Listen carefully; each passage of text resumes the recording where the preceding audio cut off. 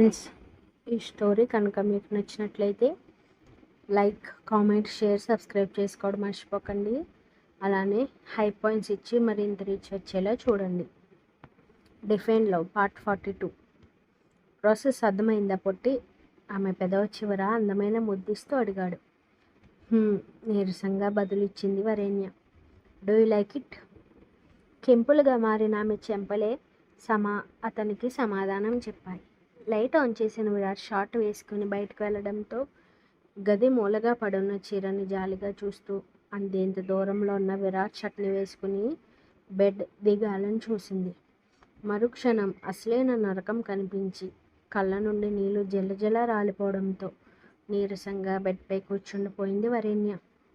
ఏంటే? Juice glass ఇస్తూ పక్కన కూర్చుని కన్నీళ్ళని తుడిచాడు. అందుకే వద్దని చెప్పానుగా విరాట్, చూడు ఇప్పుడేం జరిగిందంటూ కడుపుని పట్టుకుని చిన్నగా మూలిగింది. అబ్డామినల్ పెయినా? ఐస్ ప్యాక్ తీసుకురా. ఈ జ్యూస్ తాగు శక్తి వస్తుందని ఫ్రిడ్జ్లో ఉన్న ప్యాక్ తీసి ఆమెకి మసాజ్ చేయడం మొదలెట్టాడు సున్నితంగా. 10 నిమిషాలకి రిలాక్సేషన్ రావడంతో ఇక చాలు పడుకుందాం రా అంది పీల గొంతుతో. అప్పుడే? తాగుతున్నది కాస్త పొలమారడంతో ఇంకా ఏముంది విరాట్ అంది గుటకలు వేస్తూ. పెయిన్ తగ్గిందా? ఊహు ఊహు. ఆమె ఏడుపును చూసి చిన్నగా నవ్వుకుంటూ, నీ బ్రెయిన్ నాకు తెలిసే, ఒకసారి చెప్తే అర్థం కాడుగా. సెషన్ 2 స్టార్ట్ చేద్దాం, లైఫ్ లాంగ్ గుర్తుండిపోద్ది అంటూ వరేణ్య పెడుతున్న అరుపుల్ని పట్టించుకోకుండా తమకంతో అల్లుకుపోయాడు. ఆరు బయట సూర్యకిరణాలు తన వేడిని ప్రదర్శిస్తుంటే లోకంతో సంబంధం లేనట్లు తమని చుట్టుకుంటున్న చలిని తరిమి కొట్టడానికి ఒకరి కౌగిలిలో మరొకరు ఒదిగున్నారు ఇరువురు. టేబుల్పై ఫోన్ వైబ్రేట్ అవుతూ విరాట్ నిద్రకి ఆటంకం కలిగించడంతో మత్తుగా కళ్ళు తెరుస్తూ ఫోన్ లిఫ్ట్ చేశాడు. విరాట్, ఆఫీస్కి రాలేదు, హెల్త్ బాగుందా అన్నాడు Vikas. Feeling lazy, work share చేయి, హోమ్ నుండే చేస్తానని చెప్పి కాల్ కట్ చేసి చిన్నగా మూలుగుతున్న వరేణ్యని చూశాడు. ఫోర్హెడ్పై కిస్ చేసిన అతనికి ఆమె శరీరం వేడిగా అనిపించడంతో పొట్టి అని చెంపలు తడుతూ పిలిచాడు. నిద్ర వస్తోంది విరాట్. ఫీవర్ వచ్చిందే, టాబ్లెట్ వేసుకుందులే అన్నాడు. డాక్టర్ దగ్గరికి తీసుకెళ్తావా? స్టమక్ పెయిన్ తగ్గలేదు, బెడ్షీట్ కూడా చేంజ్ చెయ్యాలి అంది. ఆమె బాగా వీక్గా ఉందని అర్థం అవ్వడంతో బాత్ చేస్తాను పదా అంటూ బ్రేక్ఫాస్ట్ ఆర్డర్ పెట్టి ఆమెకి జాగ్రత్తగా ఫ్రెష్ చేయించి టిఫిన్ తినిపించాడు. వడిలిపోయినట్టుగా ఉన్న ఆమె రూపాన్ని చూసి జాలేస్తుంటే సారీ చెప్తూ చెంప నిమురుతూ అన్నాడు. నేను కూడా కోఆపరేట్ చేశానుగా, సారీ చెప్పి నన్ను మరింత వీక్ చేయకు. ఫ్రెష్ అవ్వు, నేను క్లీన్ చేస్తానని చెప్పేలోపు ఆమెని హాల్లో కూర్చోబెట్టి రూమ్ మొత్తం నీట్గా పెట్టి ఫ్రెష్ అయ్యి వచ్చాడు. హాస్పిటల్కి తీసుకెళ్ళిన అతను గైనిక్ దగ్గర కూర్చోవడంతో స్పెక్ట్స్ నుంచి చూస్తూ ఏమైందని అడిగింది ఆవిడ. 3 ముక్కల్లో ఏం జరిగిందో చెప్పడంతో ఈ కాలం పిల్లలకి బొత్తిగా సిగ్గు లేదని విసుక్కుని వరేణ్యం చెక్ చేయడం మొదలుపెట్టింది. ఘాట్లు, పొరుకులు, రక్తం వచ్చేలా లేకపోవడంతో మెడిసిన్ ఇచ్చి ఇంజెక్షన్ చేసింది. నా హస్బెండ్కి మెడిసిన్ ఇవ్వండి, ఆయనకేం బాగానే ఉన్నాడుగా. నేను బ్లడ్ వచ్చేలా రక్కేశాను, పాపం ఆయనకి నొప్పిగా ఉంది. సరిపోయాను. విరాట్కి ఇంజెక్షన్ పొడిచి మెడిసిన్ ఇచ్చి పంపింది. పై ఫ్లోర్లో ఉన్న శాండీని ఒకసారి చూసుకుని వరేణ్కి ఫీవర్ వచ్చిందని తల్లితో చెప్పడంతో వింతగా నవ్వొచ్చింది వాణిగారికి. ఇంటికి వెళ్తున్నానంటూ వరేణ్ని తీసుకెళ్లడంతో నొప్పిని తట్టుకోలేక అతని ఒడిలో వాలిపోయి కన్నీళ్లు పెట్టుకుంది. ఏమైందమ్మా? ఈ టైంలో పెయిన్ చాలా హెవీగా వస్తుంది విరాట్. అక్కడుంటే డాడీకి చెప్పుకోలేక, అమ్మ కేరింగ్ లేక నరకం అనుభవించేదాన్ని తెలుసా. ఈ టైంలో అమ్మ నన్ను ఒక మనిషిలా చూసేది కాదు, నా బాధ చెప్పినా అర్థమయ్యేది కాదు. నువ్వు నన్ను కేర్ చేయవా ఒకసారి అని వెక్కుతూ అడిగింది. ఆమె కన్నీళ్ళు సున్నితంగా తుడిచి బెడ్ రెస్ట్కి ఆనుకుని కూర్చుంటూ వరేణ్యని ఒడిలో కూర్చోబెట్టుకుని చాక్లెట్ ఇచ్చాడు విరాట్. తినను, చాక్లెట్ పీరియడ్ క్రాంప్స్ని తగ్గిస్తుంది అని రేపర్ చింపి ఆమె నోటి దగ్గర పెడుతూ చెప్పాడు. చిన్న బైట్ నోట్లో పెట్టుకున్న ఆమె అతని మెడ ఉంపులలో తల పెట్టుకుంటూ ఇష్టంగా విరాట్ని చుట్టుకుంది. ఆడదాని మనసు గగనంలో విహరించడానికి భర్త నుండి ఇలాంటి చిన్న చర్యలు చాలు కదా. చిన్న బయట నోట్లో పెట్టుకున్నామే అతని మెడ వంపులో తల పెట్టుకుంటూ ఇష్టంగా విరాట్ని చుట్టుకుంది. చిన్నగా ఆమె తల్లి మురుతూ ఆలోచనలో పడ్డాడు విరాట్. ఏమైనా మాట్లాడొచ్చుగా. నిద్రపోవే. నాకు నిద్ర రావట్లేదు.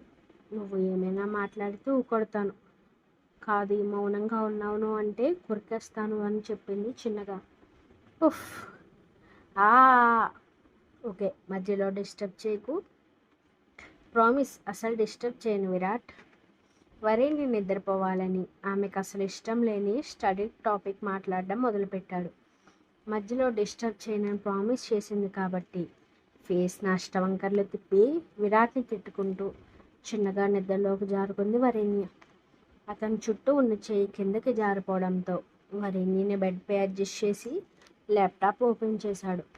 10 నిమిషాల తర్వాత కళ్ళు మంటగా అనిపించగానే వికాస్నే చేయమని చెప్పి మెయిల్ చేసేసి వరుణ్ కౌగిట్లోకి లాక్కొని రిలాక్స్డ్గా నిద్రలోకి జారుకున్నాడు విరాట్. అన్న నుండి వచ్చిన మెయిల్ చూసుకుని విరాట్ చెప్పట్లేదు కానీ పాపం ఫీవర్గా ఉందేమో అందుకే వర్క్ చేయలేకపోతున్నాడు అనుకుని బాధపడ్డాడు వికాస్. ఇంటికి వచ్చిన వికాస్ని చూస్తూ ఏ టైంలో వచ్చారేంటి అంది వాసవి. విరాట్కి ఫీవర్గా ఉంది, ఆఫీస్కి రాలేదు, వర్క్ కూడా చేయలేక వెనక్కి పంపేశాడు. డాక్టర్కి కాల్ చేస్తే బాగుంటుందేమో అన్నాడు. ఫీవర్ వచ్చింది వరేణ్యకి, హాస్పిటల్కి వెళ్తుంటే చూశాను అంది వాసవి. ఓహ్ అంటూ డోర్ లాక్ చేసి మనకు అసలు టైం స్పెండ్ చేయడానికి అవ్వట్లేదు డార్లింగ్ అన్నాడు గారంగా. మనమున్న సిచ్యువేషన్ అలాంటిది కదా వికాస్ గారు. నాకేం మీపై కంప్లైంట్స్ లేవులే అంది. ఐ నో డార్లింగ్, నువ్వు బాగా అర్థం చేసుకుంటావు అంటూ బెడ్పై వాలిపోతూ చెప్పాడు. వదలండి. అమ్మ పక్క రూమ్లో బబ్బుంది. ఆ కేశవగాడు బయటికి పోయాడు. ఇంకెవరు మనల్ని డిస్టర్బ్ చేసేదని కళ్ళెగరేస్తూ అడిగాడు. ఆంటీ చెప్పిన మాటలు మర్చిపోయారా? నో, స్ట్రెస్గా ఉన్నాను డార్లింగ్. అప్పుడు ఒంట్లోనే వేడితో తప్పు చేయబోయాను. బట్ నీ ప్యాంపరింగ్ చాలా అవసరం నాకు అని ఒడిలో పడుకుంటూ చెప్పాడు. ఏం చేయమంటారు? స్ట్రెస్ పోయేలా ముద్దివ్వు. అతనిని ఆశ్చర్యపరుస్తూ ఫోర్హెడ్ కిస్ చేసి దూరం జరుగుతూ మసాజ్ చేయడం మొదలుపెట్టింది. స్ట్రెస్ పోవడానికి కిస్నే అవసరం లేదన్నమాట చెప్పి వాసవి నడుమును చుట్టుకుని కళ్ళు మూసుకున్నాడు. అతను నిద్రపుచ్చి వికాస్ ల్యాప్టాప్ ఆన్ చేసి వర్క్ స్టార్ట్ చేయడం మొదలుపెట్టింది ఆమె. 2 గంటల తర్వాత అతను నిద్ర లేచేసరికి ఒళ్ళు విరుచుకుంటూ వాసవిని చూస్తూ వర్క్ కంప్లీటెడ్నా అన్నాడు. చిన్న స్మైల్నే ఆమె సమాధానం. డిన్నర్కి వెళ్దామా? హా, ఆంటీకి డిన్నర్ వడ్డించి వెళ్దాం అంటూ పరుగున బయటకు వెళ్ళి సత్యగారికి భోజనం వడ్డిస్తూ ఆంటీ మేము డిన్నర్కి వెళ్దామని అనుకుంటున్నాం, మీరేమంటారు అంది. వెళ్ళండి, నేను అవుట్ హౌస్లో ఉంటాను. ఆవిడ పర్మిషన్ ఇవ్వడంతో మరింత హుషారుగా లోపలికి వెళ్ళి రెడీ అవ్వడం మొదలుపెట్టింది. రోజులా కాకుండా ఆ రోజు మరింత అందంపై కాన్సన్ట్రేట్ చేసి వికాస్ కళ్ళు మెరిసేలా చేసింది. అన్నీ ఓరకంట గమనిస్తున్న కేశవ్ పెదవులపై కన్నింగ్ స్మైల్ రావడంతో వీడియో ఆన్ చేశాడు. అది తన పిఏ పంపిన క్లిప్ అన్నమాట. వస్తున్నాడ్రా నీ ప్రేయసి బాబు, దాని నిలువెల్లా నరికేసేలా ఉన్నాడని సీఎం నుండి వస్తున్న ఫోన్ని లిఫ్ట్ చేశాడు. హాయ్ సీఎం గారు, ఏమిటి నేను గుర్తొచ్చాను? ఆపరా కేశవ్, ఎందుకు ఈ చమత్కారం? ఇంతకీ నేను చెప్పిన పని ఏం చేశావు అన్నారు సీఎం శరవణ్. నువ్వు అడిగిన 200 కోట్లు 10 రోజుల్లో ట్రాన్స్ఫర్ అవుతాయి. మరి రిటర్న్లో నాకేం చేస్తావు అడిగాడు కేశవ్. నువ్వేం అడిగినా నో చెప్పానా కేశవ? ప్రాణం తప్ప ఏమైనా ఇస్తారా? నీ ప్రాణం పోతే నా బిజినెస్లను ఎవడు సేవ్ చేస్తాడు శరవణ్? టైం వచ్చినప్పుడు అడుగుతాలే. సరే కేశవ, అది గుర్తు చేయాలనే కాల్ చేశాను. మీటింగ్ ఉంది, బాయ్ అంటూ కాల్ కట్ చేశాడు. కేశవ శరవణ్ వీళ్ళ రిలేషన్ మనీతో మొదలైంది. ఒకరికి డబ్బు అవసరమైతే మరొకరికి పవర్ అవసరం. ఈ రెండింటి వల్ల వీళ్ళ మధ్య స్నేహం కాదు, అవసరానికి స్నేహం అనే ముసుగు వేసుకున్నారనే చెప్పాలి. ఏదో ఆలోచిస్తూ కారులో కూర్చుని కామిని దగ్గరికి స్టార్ట్ అయ్యాడు. ఆమె డిశ్చార్జ్ ఫార్మాలిటీస్ కంప్లీట్ చేసుకుని కారులో కూర్చోవడంతో వాట్స్ గోయింగ్ ఆన్ కేశవ్ అంది కామిని. విరాట్ మ్యారేజ్ చేసుకుని వచ్చాడు. నాకు అది నచ్చలేదు. బట్ సైలెంట్గా ఉన్నాను కామి అన్నాడు. పెళ్ళే కదా చేసుకున్నాడు, దానికేం పోయిందని నవ్వుతూ చెప్పింది. నీకు విరాట్ కావాలన్నావు? ఎస్. పెళ్ళైతే అఫేర్స్ పెట్టుకోకూడదు, ఏమైనా రూల్ ఉందా? నవ్వుతూ అడిగింది.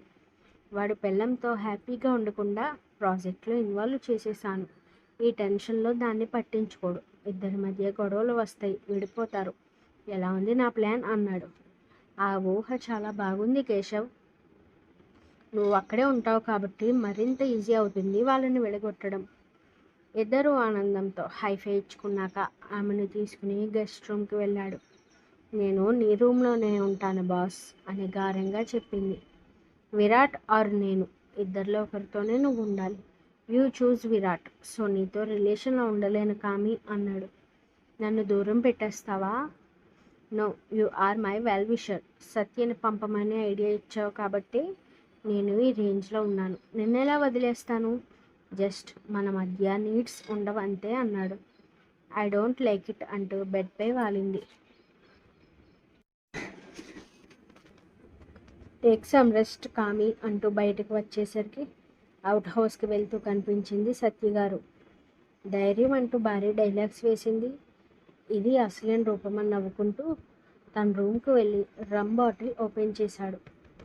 ఉదయం లేచిన శేఖర్ గారికి తన భార్య పూజలో ఉందని అర్థం అవ్వగానే చిన్న నిట్టూర్పుతో ఫ్రెష్ అయ్యి హాల్లో కూర్చున్నారు.